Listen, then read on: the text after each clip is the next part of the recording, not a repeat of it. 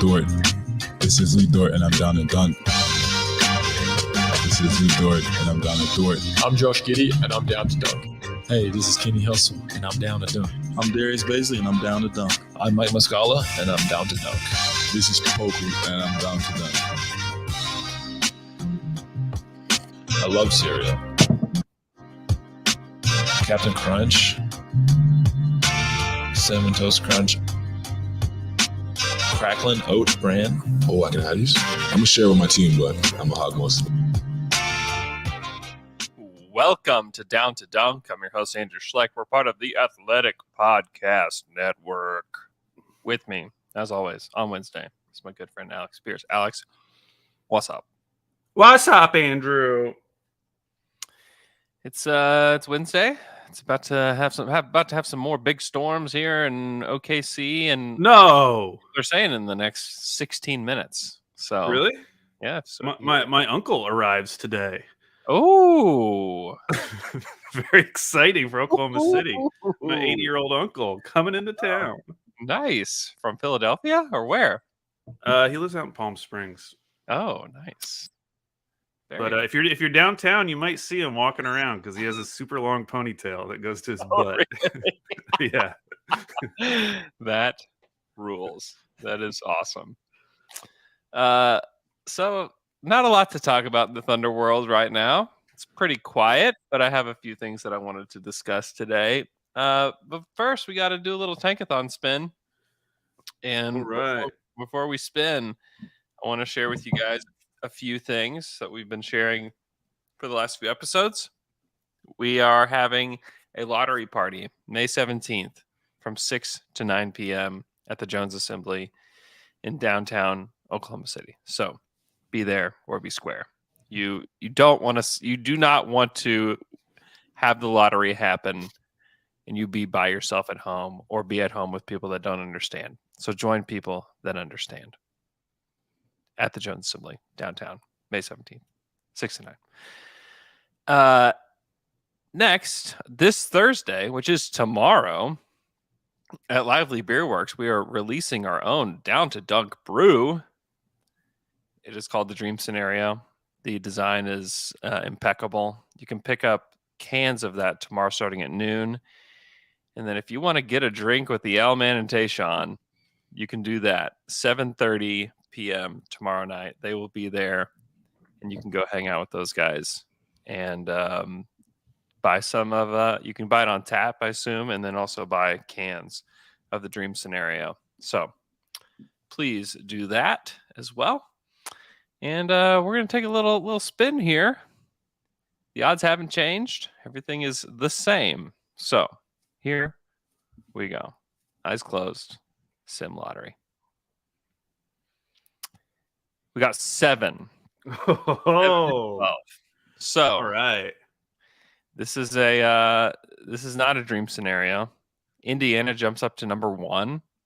This is actually more of a funny scenario than anything because Indy 1, Orlando 2, New York 3, New Orleans 4, Houston falls to 5, Detroit falls to 6, OKC falls to 7, and Portland falls to 8. So for all the teams that tanked, this is an outcome where I could see Keith Parrish just laughing just insanely because he thinks tanking is wrong, and results like this make you feel like tanking is wrong. Well, that actually leads well into the player I focused the most on this week, which was Keegan Murray.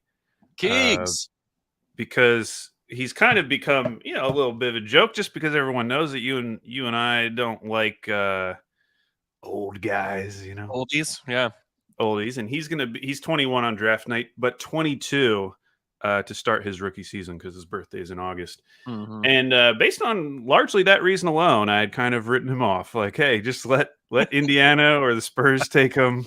Seems like a great fit. Mm-hmm. But then I watched that video by Chip Jones, which I posted on my Twitter, and I highly encourage everyone to go check it out. I was watching it and like, wow, this production is so good. And then I read his bio and realized that he does all the Thinking Basketball videos. Mm-hmm. And those get like millions of views. Yep. It's just very good. And by the end of that video, I was like, oh, okay, like I get it. And I was even excited because he's another one of these players where his weaknesses seem to be things that wouldn't matter as much on the Thunder. Yeah.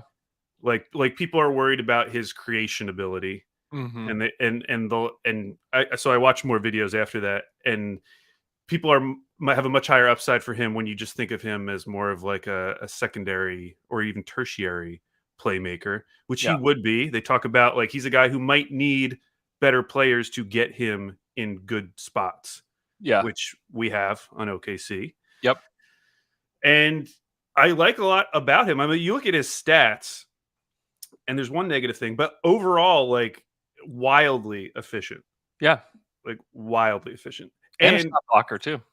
that's the other thing. Like he has that combination of steals and blocks, Mm-hmm. which draft evaluators often point to as like this is a sign that this. I mean, Matisse Thybulle is like the classic example where his like steal and block percentage were like so absurd.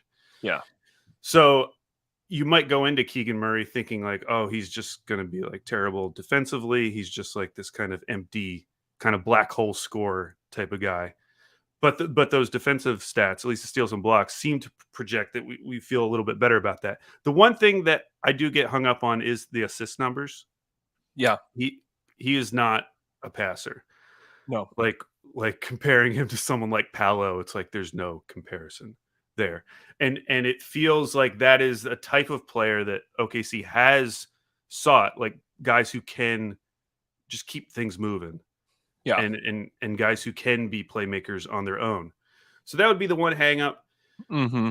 But then as I thought about it more, Andrew, I've kind of come On the other hand, yeah, that's the terrible thing about these videos. They get you very excited, and then you start diving a little bit deeper. And now I start to wonder, like, okay, what is his actual upside?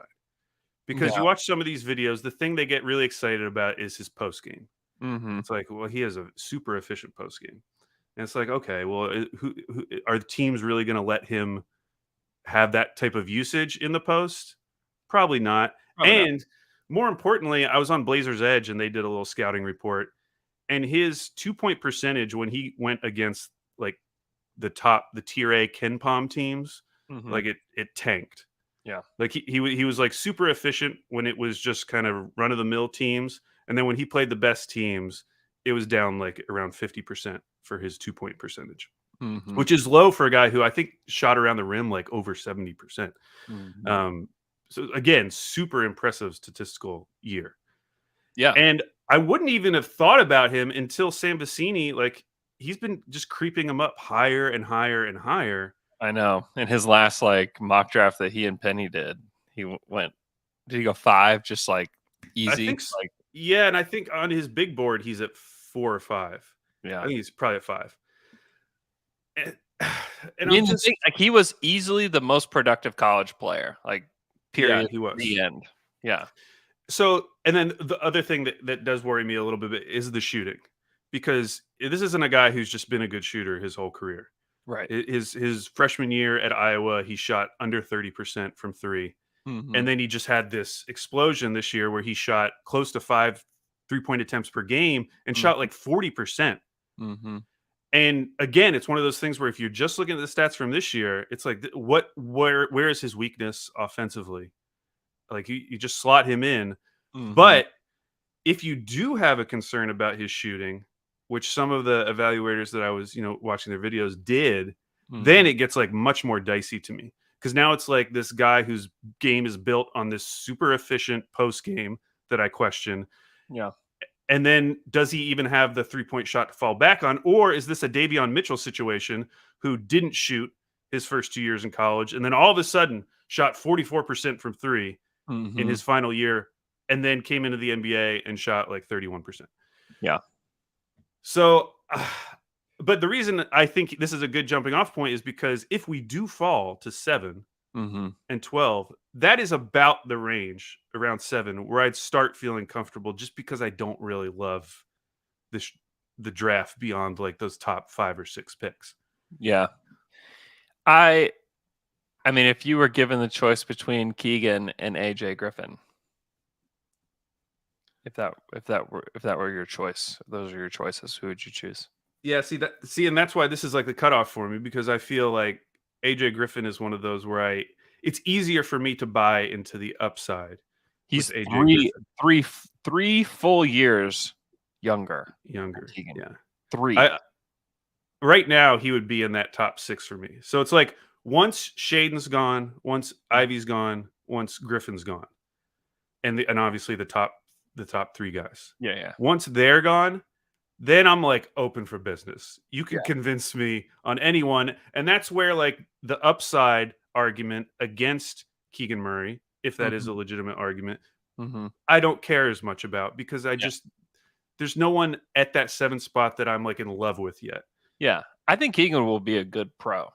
I think he's gonna be productive. I think he's gonna be a play finisher. The thing is that like the question you have to ask yourself is like, what does Paolo Banchero look like when he's in 2 years? What does Paolo Banchero look like in college? If he played college basketball, Yeah.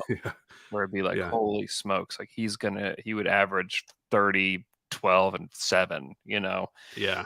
And so that's where like the upside thing is. McKelly and I did a breakdown of Keegan Murray for Thunder After Dark NBA Draft Series that will drop tomorrow. So look. No spoilers! No spoilers. Give about a 20-minute breakdown of Keegan, including he's a twin, which is pretty cool. Oh yeah, when I was Googling him, this other Murray name kept popping up. Chris, like, who is this it guy? looked exactly the same. I mean, well, what's the deal with Chris? Exactly the same. Is he any good? He just kind of sucks. Yeah. Oh, that's too bad. No. Hey, 1-2 though. That's pretty good. Yeah, for it's twins making it to the NBA. Maybe he'll make another. Maybe he'll make a jump next year. Maybe it's Chris's turn next year. Yeah. But yeah. So at that 7 spot, I mean, is there anyone you love? Like, assume those names that we just talked about are off the board, and you're at 7. AJ's off the board, and Keegan's off the board. Let's say like no. If Keegan was there, you would just take him. Would he be your number 1 choice? I don't know. I need to watch more Johnny Davis before I say yes to that. Yeah. And then like I need to watch more Mathurin too. Like I haven't watched those 2 in detail yet. You know what's interesting? Because Mathurin's 6'7". That's like a shooter that's 6'7". He had a really, really productive end of his season. I wonder about him a little bit too. Somebody that we haven't really given up. I haven't given like a really detailed look at him yet, and I will soon. But he's one that I'm curious about. Maybe another way to frame this is, on the one hand, it's entirely possible that Keegan Murray isn't even there at 7, and that he could go at 5. If the Pacers are there at 5 or 6, I just fully expect the Pacers to take him. He has Pacer written all over him. And he kind of makes sense for a team that doesn't really want to rebuild. Mm-hmm. I mean, they drafted a 24-year-old rookie last year. Yeah. Like their timeline is a little bit ahead of the Thunder and some of these other young teams. But okay, let's say that we get to 7. Mm-hmm. We fall to 7. Yeah. And Keegan Murray is there. Mm-hmm. And Shaden Sharp's off the board. AJ Griffin's off the board. Mm-hmm. Out of those next like 5 guys, now my question is like, who's least likely to be there at 12? And I do feel like it's Keegan Murray. Like, I don't think Keegan Murray's fallen to 12. Whereas like someone like Tari Eason could fall much further than that. Like, Johnny Davis, I could see like showing up at 12. Dyson Daniels could be there at 12. Jalen Duren could be there at 12. Yeah. So thinking, obviously that's not like how you should pick a guy, but they do have these 2 picks sandwiched very close together. Mm-hmm. And if they're going to use both of them, obviously you're going to take the guy at 7 that you are most confident isn't going to be there at 12. Mm-hmm. But I don't know. Now that we Keegan Murray and Dyson Daniels, like those 2. Yeah. I don't know where Sochan's going to be. Like if Sochan's available at 12, I know there's people that don't like him. I'm like, I really like him. He's really good. I think he's going to be awesome, and he's super young. He's going to be a 4 in the NBA probably. He can facilitate on the offensive end, like really good passer. The shooting is questionable, but the defense is ridiculous. The physicality is awesome. Now a common a thing I've heard, Andrew, I've read about him is from Sportsfan 405 on Twitter. It says, "Why is this not just the next Baze?" He just plays with. He has like the motor is just so different, like compared to Baisley. Where with Baisley, it feels like you almost like have to talk him into, playing hard at times. Where with Sochan, like he's got like the Dort motor. Oh wow, the Dort motor. So he's just like going. Mark Degnauld always talks about how like Dort basically like almost like blacks out when he's out there playing. Like he's just in the game. Like he's just dangerous. Like fully engaged in the game. Where with Baisley, like he kind of floats in and out. If Darius and McKelly and I talked about it on Monday, where McKelly is just like not a believer in Darius Baisley. And it's because like he is not physical at all. Yeah. Like McKelly, it's funny. McKelly thinks that like the more blocks than fouls thing is like a farce. Almost. That's like his like Russell Westbrook triple doubles thing. That's the thing that he's anti. Yeah. He thinks that it's just he's like, yeah, whatever. Like he's not impressed at all by that. Which I kind of love. Because I'm still impressed by it. I still think it's a pretty cool thing. But like Sochan is like, I don't think that you would worry about that. I don't like reasons that he is like New Age Thunder is that he can handle and he can pass, but he doesn't shoot it, which just it creates more problems for you. Like if Jeremy Sochan's like one of your top like 4 best players to pair with a guy like Josh Giddey, and you're like, oh man, like Josh deserves better on offense than a guy like this. Yeah. But I do like him. I think he's really fun. So if you could get if you could get a knockdown shooter on the wing, if you think Matherin's going to be like this knockdown crazy shooter, like if you got Matherin at 7 and Sochan at 12, like that would be really interesting, because I think like to me, if the playoffs is teaching us anything, like you want to be as versatile, switchy as possible. I mean, you take a look at what Boston is doing. Like Boston's able to handle so much because they can just switch on defense all the time, and they are extremely versatile offensively. And like versatility is like the new thing. And that's where you look at Utah. And it's like, what killed Utah? Well, like they had no versatility, like none. And also like the spirit of their team was dead, which is a problem. But having no versatility, like you can't function in the playoffs as a team if you're not versatile. And so that's where like I think Sochan could play like small ball 5 at times. He could play 4. I think he could slide up to 3. Like he's incredibly versatile. So yeah, that's where like having pick 12 like gets you kind of excited. Dyson Daniels, I think, is going to be really versatile as well. He's way skinnier and it's going to take more time to get there. But like to me, I that's where I'm like, I like the idea of Jalen Duren, but he's like locked into the center position. He's like center only. And you have to believe that he's going to be a high level guy to take him. Yeah, for sure. Yeah, I feel that way as I've gone further into this, basically about all of the centers. Like when I'm watching one of these things and anyone like even mentions like he's going to be a really good regular season center. Yeah. It's like that's a death knell, Andrew. If I hear that. I was reading something about Walker Kessler and they were like, I think he'll be a really good regular season center. It's like, I mean, obviously there's value in those guys in the regular season, but what you mentioned about versatility, it's like if you can get a guy who's more versatile, why not just do that? Like, is Walker Kessler so good? Is he going to be so good as kind of like a traditional center that you're going to get excited about that? Like the Bucks can play Brook Lopez because they have Giannis. Like Brook Lopez doesn't play like big minutes for a lot of teams, but because you have this roaming 7-footer who can just clean up everything, like sure, you can play Brook Lopez. You can play this big jumbo lineup and function just fine. Yeah, honestly, with that, it's more surprising that the Portis part of it, like the fact that they can get away with playing Portis, Giannis, and Brook Lopez. They kind of have to play Portis though, because they need buckets. Impressive. Yeah, they need buckets. I mean, and it's all Giannis at that point, so we can't. Right.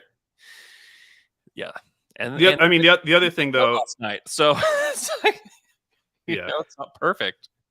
The other thing is that Brook Lopez shoots threes, takes and makes them. Which that's super important too for one of those types of centers. Exactly. That's where Jalen Duren and Mark Williams, it's like, yeah, they're good, productive. Do the Thunder have a guy like that?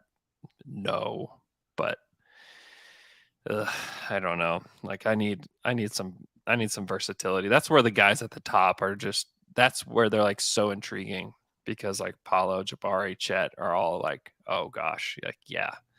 Like the fully actualized version of all three of those guys. Yeah, because off the floor at all. Like they all can play 4 and 5. It's like, yeah. I don't know if there'd be a worse feeling than like you draft this team, and this is going to happen to some extent anyways. But then when you make it to the playoffs, you find that like 1 or 2 of the guys is just not playoff material. I know. Like it just can't hold up in the playoffs. That would be my worst nightmare. You get so excited about this run to the playoffs, and then you get there and it's like can't play whoever it is. And that will happen with some with. I mean, it could happen with Trey Mann. Yeah, absolutely. I mean, that happened with Jeremy Lamb when we got to the playoffs. It's like, oh yeah, shelf that guy. He is not touching the floor in the playoffs at all. That happened with Cameron Payne. We drafted Cameron Payne at 14, and then you get to the playoffs and it's like, oh nope. Like he cannot play, and it took him years and a trip down to the G League to be able to figure it out. But yeah, and I worry a little bit just about Giddey a little bit as a defender in the playoffs. Like, what does that look like? I think the thing that you feel better about with him in comparison to Trey Mann is like it just seems like the frame is such that he has room to grow into it. Mm-hmm. Whereas you look at Trey and you do worry, like, is this dude just going to be like, he's obviously going to be super skinny his whole career, but like, how skinny is he going to be? Mm-hmm. Yeah. Yeah. No, I'm with you on that. And also with Giddey, like the competitive nature that he has as well is where I worry less, Yeah. Because he's not like, if he was like more nonchalant, like, I'm not going to, like whatever, like I'm just playing basketball. Like no, like he like wants to win. And I think as he gets older and more confident and more, I guess, more of a seasoned veteran, like you're going to start hearing more smack talk come from this guy. And I think people are going to absolutely love it whenever he starts, his personality like starts to blossom a little bit as a pro, because last year he held back a lot, because even in the NBL, in his last season at the NBL, he was like the man and carried himself that way. And like to the point where I was like, kind of like, okay, like he might come in and like try to like control everything because he's just that guy. Yeah. But he wasn't that way. He was very much controlled. And I can see him like growing and becoming like this guy that just has a much bigger personality than what he had this past season. So going back to the draft real quick, it does kind of feel right now, of course, we're like almost 2 months away from the draft. I guess a month and 3 weeks. It does feel like there's a tier going down to 7 that we just discussed. If you believe in Keegan Murray, if you believe in, the fact that Sam Vecini has him 5 on his big board, it feels like there might be a tier that goes down to 7 that includes like AJ Griffin, Shaden Sharp, Jaden Ivey, and then the 3 bigs. Like, does it feel that way to you? Who outside of that 7 do you think, or does it feel more like a 6? It's It's just so difficult to say at this point, to be honest. And it is like beauty in the eye of the beholder situation with this whole draft, it feels like. Because like Penny thinks that Johnny Davis is going to be a top 4 player in this draft when it's all said and done. Yes, I'm aware of that. And so I don't know what to do with that yet. I don't either. It stresses me out that he loves him so much. Because and I like really value Penny's opinion because he watches a ton of tape and watches a ton of young guys and is so plugged in to what's going on with everything. Yeah. Because he had Franz Wagner as a top 5 pick last year. And that felt like, that feels like a reach. And then you get to the end of the season, you're like, man, like Orlando got lucky that they got him and Suggs, but you could flip-flop those today. you know, for sure. So I really trust his opinion there. So it's hard I don't know. I don't know what that next, I think the next tier could be from 5 to 10, Yeah. And I don't know because I feel like guys like Dyson Daniels and Sochan and even like EJ Liddell are like slowly like climbing the draft boards, and I've seen like wild swings from like Nikola Jovic. Like I don't know where people have some people have him in their top 10, and some people think that he's barely a first round pick, and like I don't know. There's just a wild range of who goes where, and it's, to me, I think it could like end up being like one of the most like unpredictable drafts in a long time. Yeah, I almost feel like I'm reading too much positivity right now from the sources that I read. Like there are good players in this draft. Like I feel confident about that. Like I've watched several of these guys and feel like, oh yeah, they're good. Like they're going to be good. They all have question marks. Every single one of them have question marks, but there's going to be good players in this draft. There's no doubt. But like Jaden Ivey, like if you think of Jaden Ivey I just can't imagine thinking that Jaden Ivey could go over one of the top 3 bigs. Like after watching him, I'm just like, I don't know that I see it. Yeah. Who would even be the team? They'd probably like jump to 3-ish. Because it feels like the bad teams, that OKC included, would all prefer one of those big guys. Yeah, if they could. Yeah, I don't know. I don't know who that would be. Because like Washington, maybe. If Washington jumped. Washington, New York. The Knicks could be one. Oh yeah, we're the Clippers. We are the Clippers. Yeah, we are the Clippers.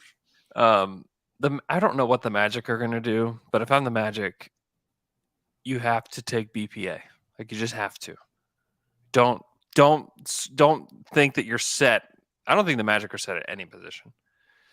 Like 0 positions. I would say don't not select one of those 3 guys and take Ivy because you feel like you're set at the big position. Don't do it. Don't do it because of Wendell Carter. Like don't do that. Man, if Cleveland jumped up, that would be an Ivy team. Then maybe you're like, oh, maybe we don't have to pay Sexton. Yeah, you could trade Colin Sexton. Yeah, that would be one where you're like, okay, we are set at the bigs. We have 2 all-star bigs. So yeah, that one I would trade. If I were them, I'd trade back. Have you been following the Kings coaching hire? Yeah, it's like the most Kings coaching search ever. You know what's so strange? That article came out, Sac B, about the Presti thing. How you like? Yeah. So clearly Vivek is a guy who cares what other people think. Oh yeah, baby.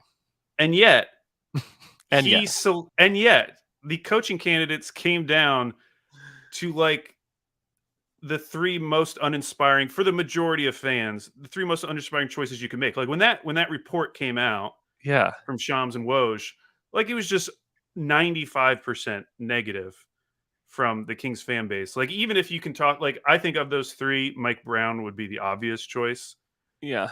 because he's 8 years younger than Steve Clifford. He's 5 years younger than Mark Jackson. He really doesn't have a ton of baggage. Mhm. He's a current head coach. He's coach of the Nigerian national team. He's like a well-respected guy. And like, so like, I could talk myself into Mike Brown, but still, even if they That's the hired ultimate Mike, retread, though. It's like we've been here before. What is Mike Brown going to do to the culture of the Kings? Like we know. Like, give me a break. well, but on the other hand, like we know no matter what, and this is what's super depressing because I think it was in Jake Fisher's article about it. He basically said like if they don't make the playoffs this year, like it's going to be Monty McNair as the guy to fall. So they're just restarting this cycle. So like we know whoever they pick, whether it's a retread or a young guy, they're probably not going to make the playoffs. Like what would you put the percentage chance of the Kings making the playoffs next season? I would say under 10. Yeah. Probably under 10 given how strong the West is. Yeah, it's going to be really tough. I mean, so the most likely they would have to like maybe if their pick moved up and they got like Paolo. Actually, if they got Chet with Sabonis, I think Jabari with Sabonis would be kind of awesome. Yeah, like if they could do that, then. But Jabari's so young. I don't know. That would make me think they would have less of a chance of making the playoffs. To be honest, so it's likely that they're not going to make the playoffs. I think even Kings fans obviously would agree with that. And that means you're getting to the end of next season. Now you're firing your GM, bringing in a new GM who didn't get to pick the coach that you're about to pick, that no one likes already, and that we already are foreseeing isn't going to dramatically change the Kings' future. It's just like so depressing. And I just don't understand how this guy cares so much about what other people think based on reports. Yeah. But then does these moves that like no one likes, that doesn't get anyone excited. And I just don't get it. It just feels like everything the Kings do, they're like looking in the past. Yeah. Like with one of these guys, it's like we're hiring him because Mark Jackson was on the staff with the Warriors when Vivek was a minority owner. Right. And he like feels good about that or whatever. Or you're looking to the past with like a 60-year-old Steve Clifford. Like, I get that he had some, like, he's, again, well respected, had some good defensive teams, but, like, capped out at basically putting, like, 500 teams on the floor. And that feels like the ceiling for this Kings team anyways. Like, it just feels like everything they're doing is shooting so low. It's so depressing. They're shooting for, like, the 10th seed with all of these decisions, and that's why I just hate it all.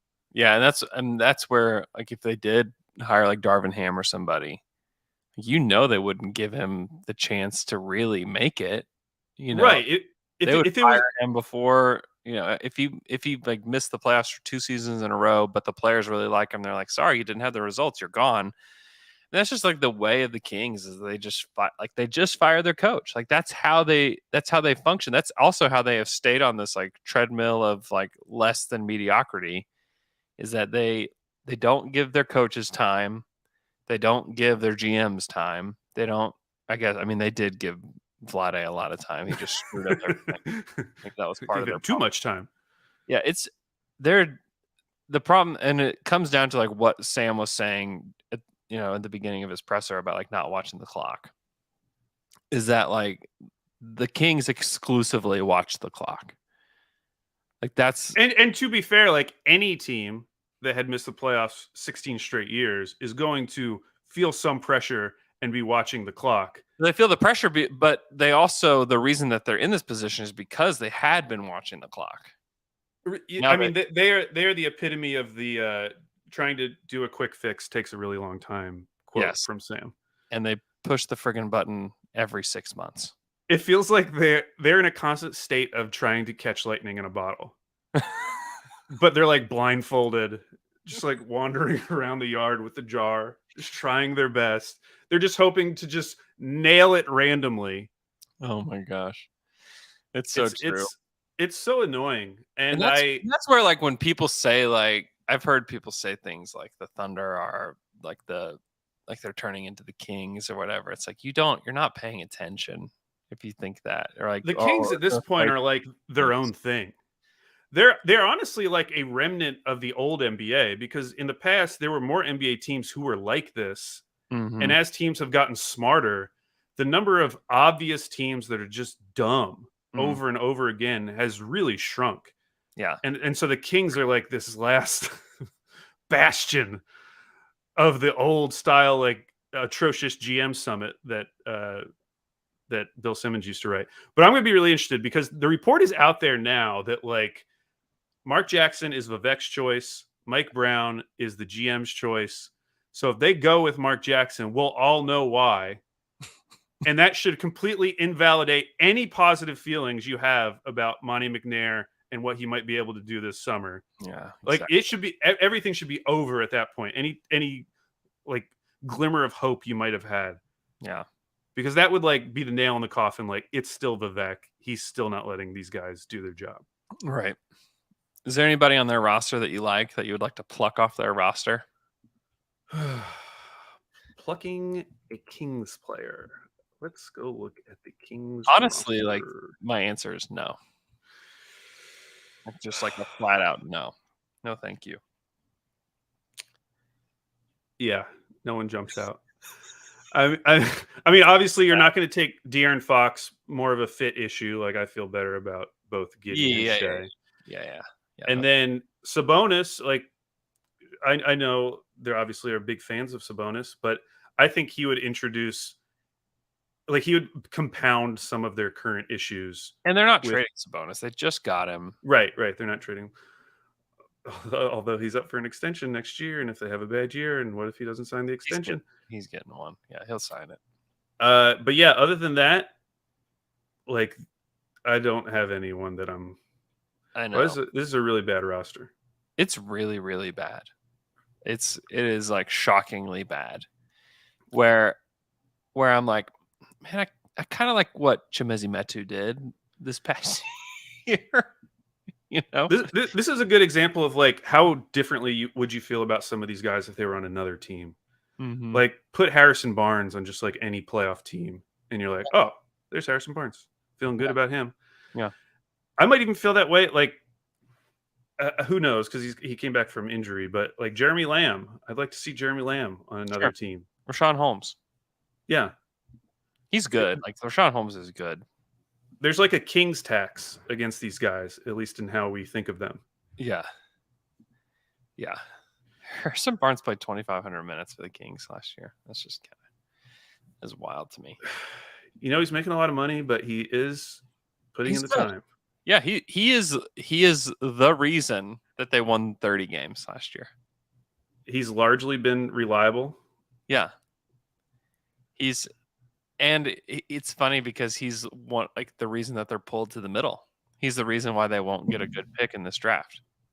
Yeah, he's definitely one of the big ones. They refuse to trade him. It's just well, maybe they'll get lucky, Andrew. Maybe they'll jump up and they'll ruin a player.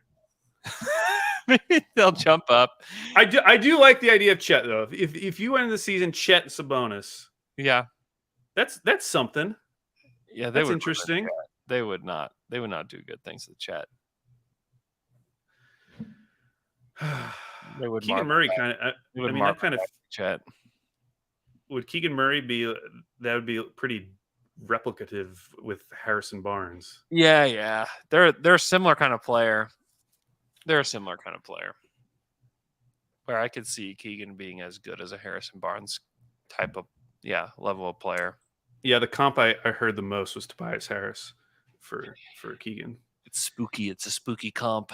A spooky comp. He's really good. If you just randomly got that player at the 10th pick in an average draft, you actually feel good about it until the point where you're paying them a max deal. I was gonna say that's where it gets messy. Is that because he's so productive? Yeah, because another team will pay him. Like, that's the reason why you don't want those guys. That's the exact reason that you don't want those guys. All right, we're going to take a quick break. Right after this, we're going to talk about the future of the Thunder. And we're back after that quick break. Al, so in 2023, everybody's kind of got that year circled. Sam more than hinted at that being the year where it seems like the Thunder would be willing to start pressing the friggin' button. Is that what he said? 2023. He didn't say that exact words, but it sure felt like it. So there's several reasons why. Like, one is that they will be very flexible that summer financially. Like Kemba Walker deal will be gone. The Derek Favors deal will be gone. I would be surprised if they re-up with Dort and Baisley by that time. That's when they will make those decisions. And really the only big contract you have on your books is Shea's big deal. And so you have the flexibility to go do a lot of things. You can make trades, you can, absorb contracts, you can do whatever you want to do at that time. You can pay Dort, whatever you want to do. So that's, like, to me, that's one of the big reasons, and it's no coincidence that they have set themselves up for that, because like they could have stretched out Kemba Walker's deal to make it more palatable over the next few years, but they opted not to because of 23.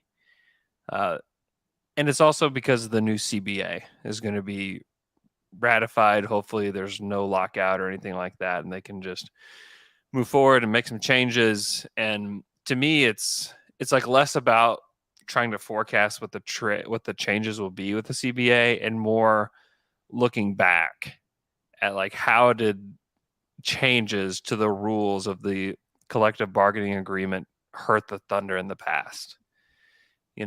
And so like looking back, it's like the Rose rule with Russ being enacted, where like suddenly like you had to pay this player, a lot more because he was awesome. It's like, oh great.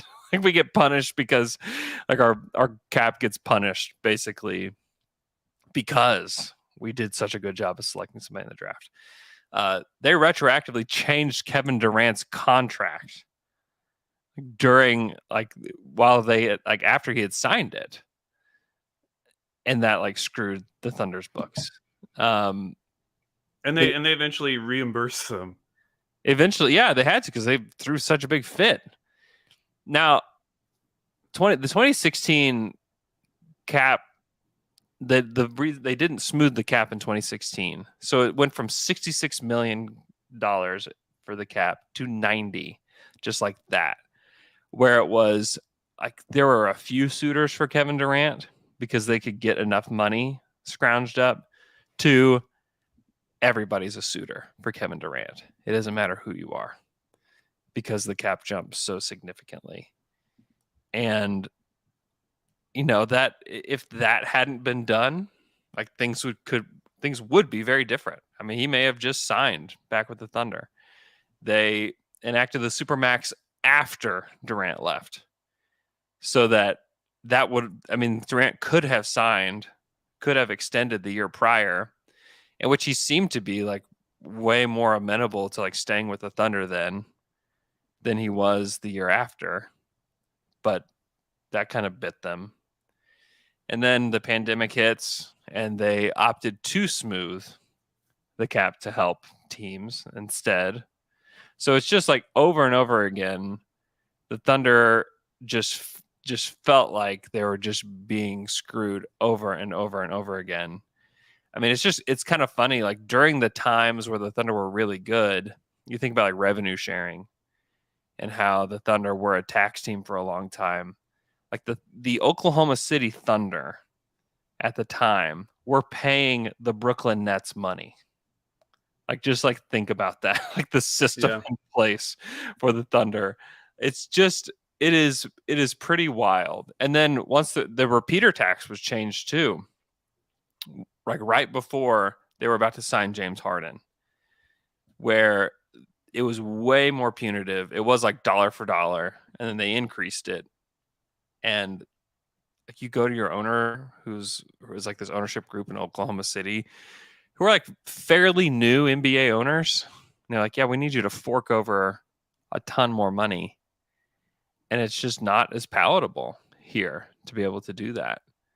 And so those are like all the reasons why you would be, especially if you're going to an ownership group in Oklahoma City, going to a team that's going to be in Oklahoma City, like you want to be able to explain exactly how things are going to unfold, or at least close to how things are going to unfold with your team financially. Whereas in the past, it was like things just like kept coming up over and over and over and over again that really put the Thunder in a really tough spot. And so those are the reasons why you want to wait for 23. And now there could be things that are helpful for the Thunder, like the pay for play stuff with Ben Simmons. Like that's obviously something that will at least be discussed, where like if that's discussed seriously, there'll be a lockout. I would be surprised if it didn't happen. I would be surprised. And there would have to be like injury, like legitimate injury stipulations. But that's the thing. Like Ben Simmons can just say, "I have a legitimate injury." Like if there's exceptions, you're just going to be able to find loopholes. Yeah, that's true. I think we can all agree that Ben Simmons not playing the entire season is pretty wild. Yeah, I mean, I don't think it's a good situation for the league, but I don't know how you solve it without having a lockout. Then I would project there will be some kind of lockout in 2023. I mean, it's yeah. Because I don't know. I do. I mean, I just don't know that the owners are going to be like, yeah, that was fine. And maybe if like Ben Simmons plays all of next season and things look better and the situation isn't weird anymore, like maybe it doesn't happen. Maybe people forget about it. I mean, it'll be a top 3 story on opening night or whenever the Nets first play. Yeah. If he's not playing on opening night, I mean, can you imagine? Actually, I can definitely imagine that scenario. Yeah, I will go listen to the Glue Guys podcast because they broke down the Ben Simmons situation and kind of dispelled some of the common myths, like the idea that this is good for Clutch in any way or that Clutch is orchestrating this. It doesn't really make sense when you dig into it. Like this doesn't make Clutch look good. It doesn't help Clutch. It makes everybody look bad. And the Nets look bad. And Simmons looks bad. Clutch looks bad. Everybody looks like they've mismanaged it. So I just want to be aware of like why would Sam talk about the CBA? Like why would he say it? Well, it's because of all those things. Again, it's like the Rose Rule with Russ being enacted, them changing Kevin Durant's contract, not smoothing the 2016 cap, smoothing the cap at the pandemic, the revenue sharing deal, the repeater tax being enacted with James Harden. All these things happened after the Thunder were trying to make, either after they made decisions already, what they were going to do with players, or it affected the decisions that they had to make like right then. And so like those are all the reasons why you want to know like what are the rules. Like that's why you want to know what the rules are, because if you start making decisions today on your roster and you become less flexible in 23, well, crap, like maybe we can't bring back Lou Dort, or maybe we can't, like there could be a lot of things that could prevent this team from building the way they want to. And so that's why I fully expect them to just stay like crazy flexible for 23, see what the rules are, and then start making real decisions. And the big difference, and this is a lucky and unlucky thing, is they don't have a James Harden or Westbrook or Kevin Durant who's coming up for a contract like right now. Like they have guys like Dort and Baisley who, you know, your feelings on them may vary, but those aren't like star players that you have to lock down. Absolutely no doubt about it. Them competing for a title is not hinging on a Darius Baisley, Lou Dort contract. We can just say that definitive. And so they can wait. And so they have like flexibility in pursuit of this flexibility, because if they did have someone like Shea who is coming up for a contract right now, they would still sign him. They just did it, a year ago or whenever. Yeah. Like, you still lock in those players regardless of what the CBA is going to do. Yeah. And that's where they got into so much trouble, even though it was, lucky that they had all those players at one time. It's good that they had It's all a those good players. thing. Yeah. It's But just like it building on the ended up margin screwing them. after that. Like going and getting a wing or whatever and spending the money on somebody else is where it became more difficult. Yeah. Because like the money that they would have allocated for those spots were being taken up by retroactive moves by the league. And you just don't want to find yourself in that spot again. Like that's why. I mean, that's why like 23 is so important to this organization. And also like you just want another bite at the apple in the draft. Like you just do, whether they have good odds or not next season. Like you want to have at least another lottery pick before you're ready to go, because like the exercise that we had at the beginning of this podcast, like you could land at 7 and 12, like very easily. And then like, are you feeling real good about that team? Like as a competitive team? I think the answer is like, no, not yet. And so you need another, whether that's just like another 7th pick, even just getting the 7th pick again or the 6th pick again would be very helpful in comparison to like trying to make the plan. And like if next year your best pick that you get is 12th or 13th or 14th, like then you are like really kind of screwed in my opinion.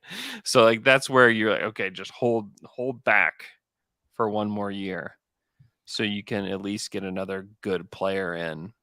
And maybe it's not necessarily to be on the Thunder, because there's a chance that they get 7 and 12 and then 6 again next year, but they take 2 of those players with picks and trade for a player. That's where you're just like loading up assets and players, and not necessarily if you don't strike gold and get the first pick, or you get like the Damian Lillard of that draft or the Giannis or whoever later in the draft. If you don't do that, like you at least have a ton of young guys, a ton of draft picks, and options for if a youngish player says I want out.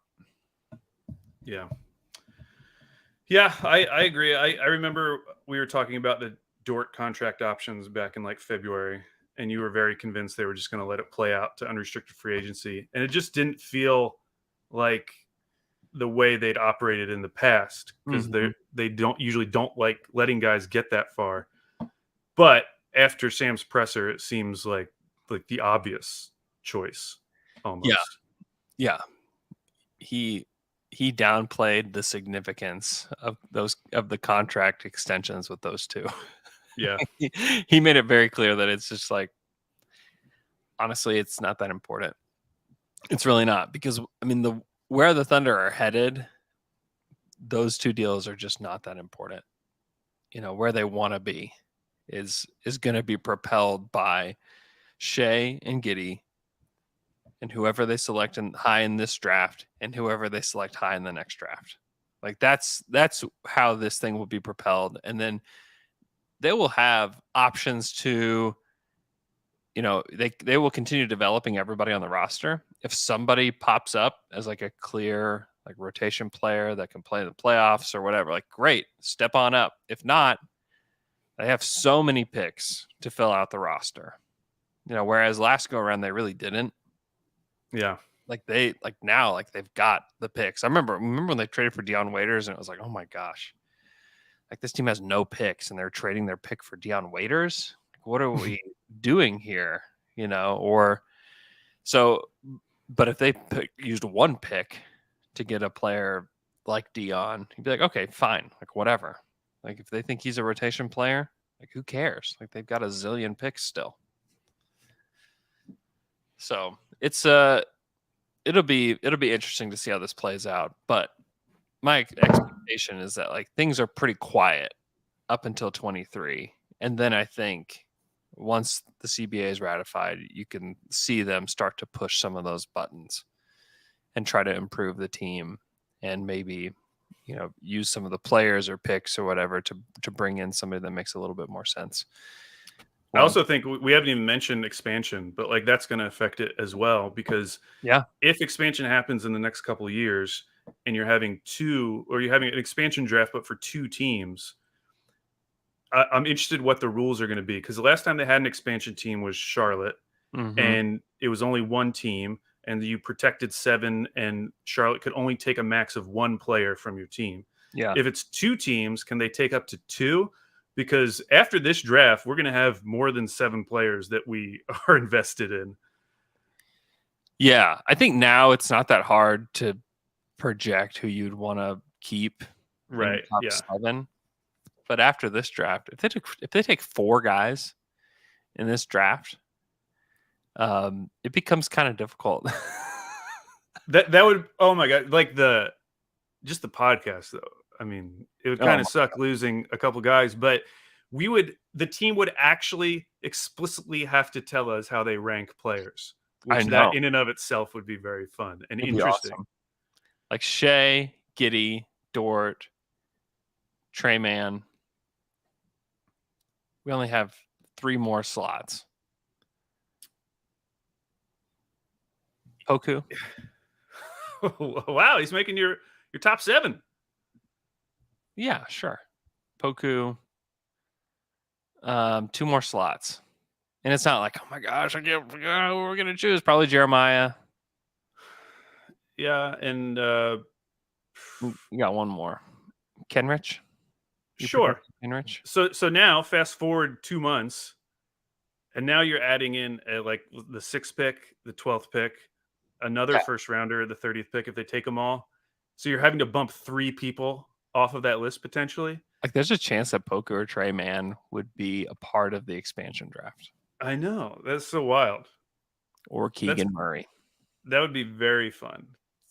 Miserable, but fun. I was going to say, your definition of fun is a little bit... Well, because I think, the Kraken, the Seattle Kraken, they're like the new NHL expansion team. Yeah. And when that draft was going on, I just wanted to understand like anything about the NHL because it looks so much fun. Yeah.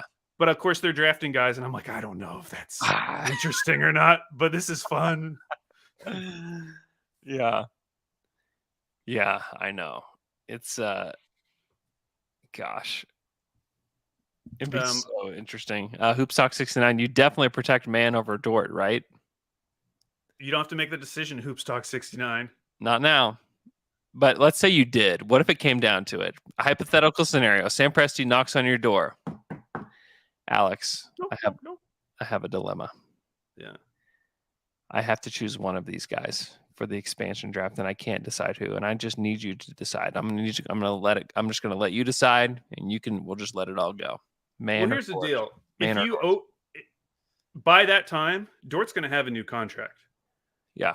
And that's going to significantly sway how you feel about this, because if he ends up getting $20 million a year, which seems crazy right now, I think you protect man, because guess what? I don't know if another team's going to take Dort at $20 million a year and be like thrilled about it. Maybe they do, but maybe they wouldn't.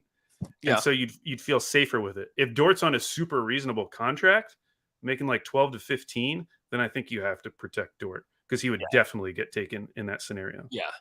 We also, this time, by the time that the expansion draft does happen, we will know so much more about them. Like we'll know if like Trey Man's going to be a real guy, like right now there's still so much theoretical. Like, can he be truly an efficient player? Like, can he be a truly efficient offensive player? If he's not, then you probably don't protect him, because defensively, he's never going to be what Dort can be defensively. And if even Dort just like plateaus right here, like he's a helpful player that I think plays in the playoffs. If Trey Man plateaus here, like Trey Man is an end of the bench player. Yeah. So we still have a lot to learn about those two. And it's hard to project. Like we need to see what happens this summer with them. We need to see what happens through next season. but it still is an interesting conversation nonetheless. All right, that's it. Be sure to go to Lively Beer Works Thursday, Cinco de Mayo. Spend your Cinco de Mayo with the L-Man and Deshaun at Lively Beer Works in downtown OKC. May 17th, mark your calendars. I've had a few people reach out to us asking if they need to get a reservation at the Jones. No. First come, first serve. Come early. We'll be just hanging out. Like, I don't think there's going to be a lot of people sitting at tables and stuff. I think it's going to be more of just like a hangout situation. So just be there. Enjoy it or not enjoy it based on what happens with the results. Either way, you're going to have people around you that understand the situation. All right. Thanks so much. Hope you guys have a good rest of your day. We'll talk to you guys again on Friday.